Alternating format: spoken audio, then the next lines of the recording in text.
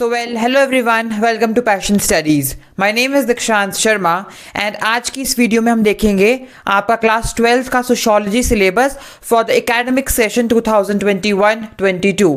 CBSE ने recently release किया है आपका सिलेबस एंड इस सिलेबस में हम देखेंगे कि क्या जो चैप्टर्स रिमूव किए थे पिछले साल 30% सिलेबस रिमूव हुआ था, क्या वो दोबारा इंक्लूड कर दिए हैं। So everything we are going to see and कैसे आपका पेपर आएगा, क्या क्या कॉम्पिटेंसीज रहेगी, किस तरीके से आपको अटेम्प्ट करना होगा।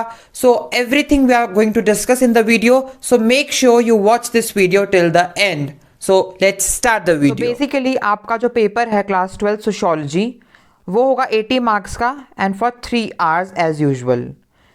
आपके सिलेबस में 2 बुक्स है, पार्ट ए है आपकी Indian society and part B है change and development in Indian society. Part A में है आपके 7 चैप्टर्स एंड पार्ट बी में है आपके 8 चैप्टर्स। अब बेसिकली जो पार्ट ए है इंडियन सोसाइटी, उसमें पहला चैप्टर है इंट्रोड्यूसिंग इंडियन सोसाइटी, जो कि है नॉन एवेलुएटिव। इसका मतलब ये है कि ये सिर्फ पढ़ने को है, आपको एग्जाम में नहीं पूछा जाएगा, राइट। तो इसको आप जर्नली अपनी नॉलेज के लिए पढ़ सकते हैं अगर आप चाहें, बट एग्जाम में इस चैप्टर से आपको कोई क्वेश्चंस नहीं पूछे जाएंगे। इस चैप्टर में से कभी भी क्वेश्चंस नहीं आते हैं सोशियोलॉजी पेपर में।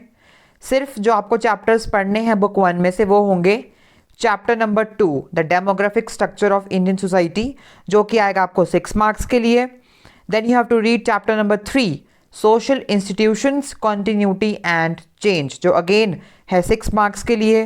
Then chapter number 4 the market as a social institution, जो कि है 6 मार्क्स के लिए।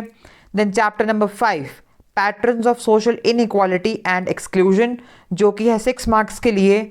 And chapter number 6 the challenges of cultural diversity, which is for 8 marks. Then it is chapter number 7 suggestions for project work, जो कि again एक non evaluative chapter है। Means इसमें से अभी आपको कोई क्वेश्चंस पूछे नहीं जाएंगे पेपर में, ये सिर्फ आपको प्रोजेक्ट वर्क के लिए, मतलब इस चैप्टर को आप पढ़ सकते हैं। वाइवा में कुछ क्वेश्चंस पूछे जा सकते हैं, इस चैप्टर को आप बेसिकली प्रोजेक्ट वर्क के लिए रेफर कर सकते हैं, अदरवाइज थ्योरी में आपको ये चैप्टर नहीं आएगा। तो इन शॉर्ट आपको सिर्फ 5 चैप्टर्स प्रिपेयर करने हैं बुक 1 में से, चैप्टर नंबर 2, 3, 4, 5 एंड 6, ठीक है। सो टोटल मार्क्स होंगे आपके बुक 1 में से 32।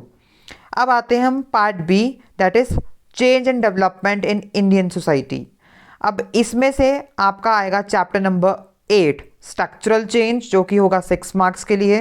Then chapter number 9 cultural change for 6 marks. Chapter number 10 the story of Indian democracy for 6 marks. Chapter number 11 change and development in rural society for 6 marks. Then chapter number 12 change and development in industrial society for 6 marks. Chapter number 13 globalization and social change for 6 marks. Then chapter number 14 mass media and communications for 6 marks, and then chapter number 15 social movements for 6 marks. तो basically इस book में से आपको हर एक chapter आएगा 6 marks के लिए, which makes your total 48 marks, ठीक है। तो इस बुक में से टोटल आपको 48 मार्क्स का पूछा जाएगा।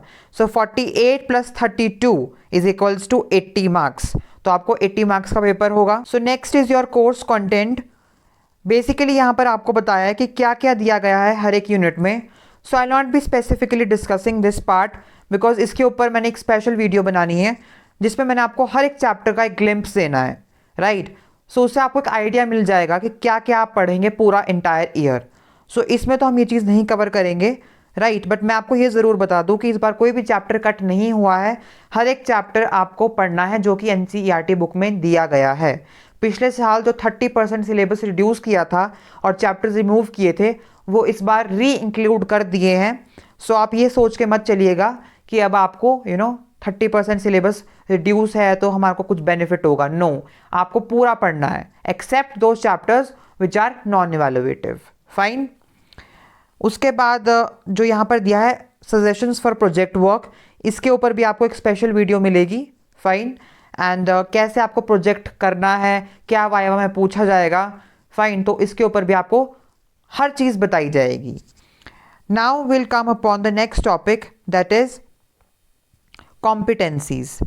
अब कॉम्पिटेंसीज बेसिकली क्या है कि कितने मार्क्स का क्या पूछा जाएगा आपको, कितनी परसेंटेज में पूछा जाएगा।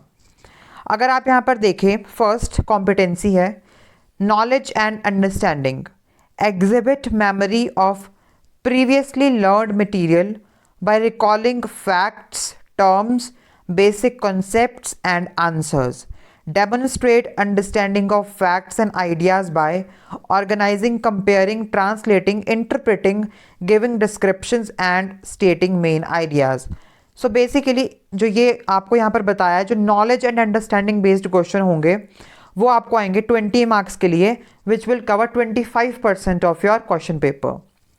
Then next is application of knowledge and concepts. Solve problems to new situations by applying acquired knowledge, facts, techniques, and rules in a different way. Examine and break information into parts by identifying motives or causes. Make inferences and find evidence to support generalizations. Present and defend opinions by making judgments about information, validity of ideas or quality of work based on a set of criteria. So basically जो application based questions होंगे जिसमें आपकी knowledge and concepts को check किया जाएगा, right? and इसमें आपको basically passages भी आ सकते हैं.